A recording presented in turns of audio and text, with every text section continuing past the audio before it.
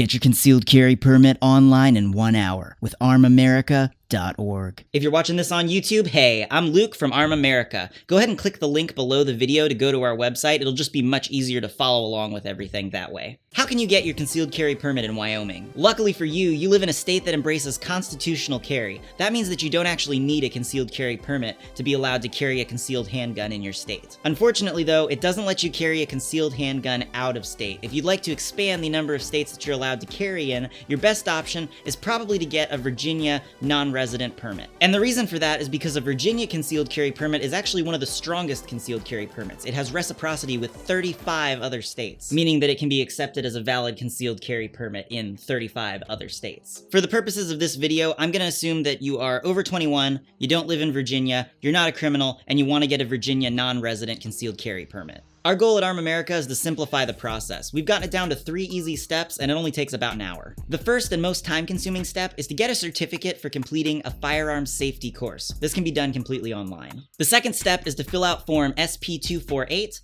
and the third step is just gathering a few papers and mailing it all in. Basically, it's easy stuff like a scan of your driver's license and a photo of you to use on the permit, things like that. This set of videos walks you through each step to make it as simple as possible. Go ahead and click Next Step below when you're ready to get started.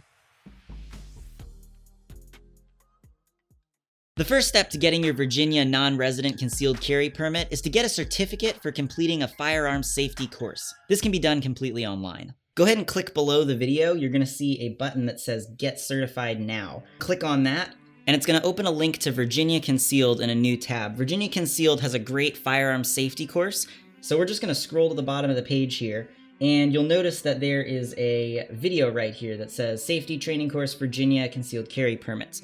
So this is a 40-minute video, and you're going to go ahead and hit play on that, watch the whole video, and then at the end of that, you can click here and say, I agree to the terms of use. Click here to begin your test, and this opens an 11-question open note test here. Once you fill out this test, you can click to submit your results, and then you'll have to pay. It's great because they let you take the course for free and redo the test as many times as you want until you pass. Once you pass the test, you pay. It's like $60, and they email you your certificate for passing the firearm safety course. The course is like 40 minutes long, and it has a ton of great information in it, and Virginia Concealed really does want you to watch the entire video. They don't want you to just click and then skip to the test. But if during the test you're having a little bit of trouble remembering or anything like that, since it is an open note test, we have an FAQ here on the bottom of step 1 that you can look to, and that's just got a lot of helpful hints and reminders for things just in case you missed it and it's, taken you a while to find it, scrubbing back through the video. So feel free to refer to that if it's helpful. Once you've finished the 11-question test and you've been emailed your certificate, you're ready to move on to step 2. So go ahead and scroll back up on our website and then just click on Next Step to move on to step 2. The second step to getting your non-resident Virginia concealed carry permit is to fill out Form SP248. If you look on this page right below the video, you should see a button that says Complete Form SP248. If you're on a computer, which is the ideal way to do this, you can click on that, and it's going to open in a new tab where we can fill in the information. If you're watching this on a phone, it's going to try to download it, which is a little bit more confusing, so I do recommend doing this on a computer. But yeah, so let's look at this.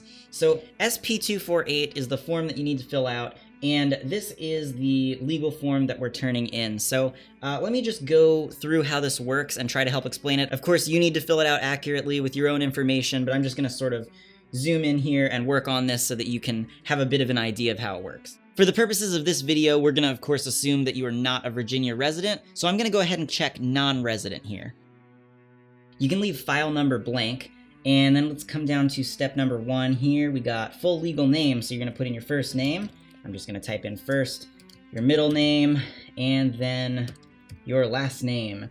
Here you're going to put in your birthday in step 2. Let's just type in some random digits here. You're of course going to use your real information. And then you're going to put in your street address here. City, county, state, and then zip code. And then also notice here that it wants you to attach a separate list of all the addresses that you have lived at in the past 5 years. We're going to come back to that later. But yeah, so also notice here you've got the option to add your email. I would definitely recommend doing that because then they can just send you an email in 5 years when your permit's about to expire and you can re-up it rather than having to deal with it the other way. Here they want to know a little bit of information about you, how tall you are, weight, sex, race, hair color, eye color, all that good stuff, and social security number. Now, they're not actually allowed to require you to put your social security number, and some people may not want to do it, but I would suggest that you put your social security number because it helps keep it from, it just makes it easier because they're trying to verify your information and make sure who you are, and they can do that without your social security number. But if you just give them your social security number, it makes their jobs easier, so you're more likely to get your permit faster. So put in your social security number there, and place of birth, you're going to enter that. Country of citizenship, of course, is going to be the United States. Phone numbers, and then here we're on to this whole section. This whole section here is basically just, are you a bad guy? So I'm assuming that you're not a bad guy, in which case you're just going to check no on all these boxes, but let's go through what they are real quick just in case. Have you ever been convicted of a felony? Blah, blah, blah. No. Have you ever been convicted of a misdemeanor? Blah, blah, blah. No. Have you been committed to the custody of the Commissioner of Behavioral Health? Blah, blah, blah. No. Have you been acquitted by reason of insanity? Blah, blah. No. Have you been involuntarily admitted to a facility or ordered to mandatory outpatient treatment if you were subject to a temporary detention? Blah, blah. No. Have you received mental health treatment or substance abuse treatment in a residential setting? Yada, yada, yada. No. Are you the subject of or named as a respondent in a restraining order or protective order? No. Are you addicted to or an unlawful user or distributor of marijuana? No. Are you an alien not lawfully admitted for permanent residency in the United States? No. Have you been discharged from the armed forces under dishonorable conditions? No. Are you a fugitive from justice? No. Do you have any criminal charges pending? No. Have you, within a 3-year period, immediately preceding the date of blah, we're just going to say no to this one.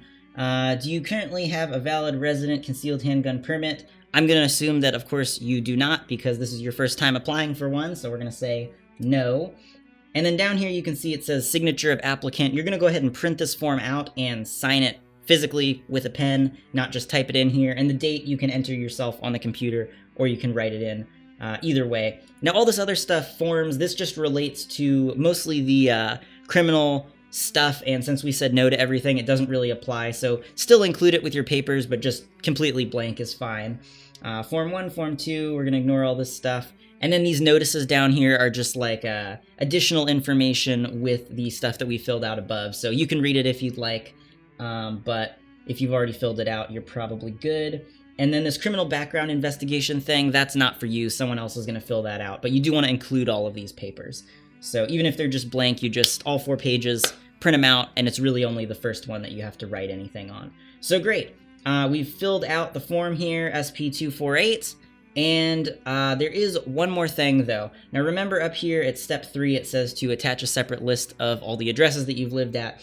We're going to go ahead and click back, and you'll notice there's a little button, and addresses. Now, you can just type this out yourself manually in Word if you'd like, but just to make it convenient for you, we've got a little button here. If you click on that, it's going to download a Word document called addresses, and you can just click on that, and it's going to go ahead and open in Word, and this is just a template to make it easier for you. So you click Enable Editing, and you're just going to update this with your addresses. There's a little note saying that, so we're going to get rid of that little note line. And if you've only lived at one address in the past 5 years, that makes it easy. Just type your one address and then delete all the other ones. But if you've lived at multiple addresses, one address per year, then you're going to just enter all of them. And then, say it was only 3 addresses, you'd fill these guys out and then just get rid of these last 2 because they don't apply. And then you're going to print this document out as well and then include it with the rest of your paperwork. So once you've done all that, you are finished with step number 2. You filled out the form. You should already have your certificate from step number 1, and then you've got your addresses sheet. So print all that stuff out, and you are ready to move on to step number 3. Go ahead and go look under this video. There should be a button called Next Step. So just go ahead and click on that, and I'll see you over at step 3.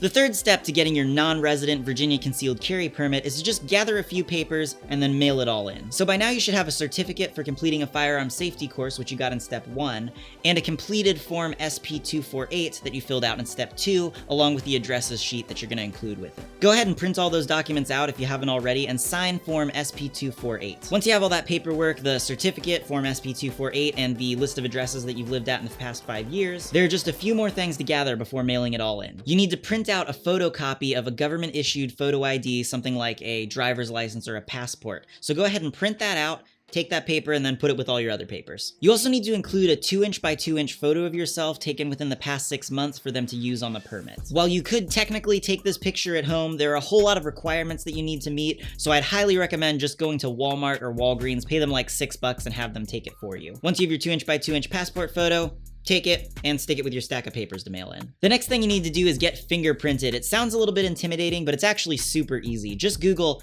fingerprinting services near me and you'll see a whole bunch of results. Go ahead and pick one and go in and get your fingerprints taken. It should cost less than $50. The important thing to get from this is your fingerprints on applicant fingerprint card FD258. Virginia does not accept electronic submission of fingerprints. They'll only accept your fingerprints if you include applicant fingerprint card FD258 with your prints on them when you mail everything in. So make sure to leave with a copy of applicant fingerprint card FD258 with your prints on it.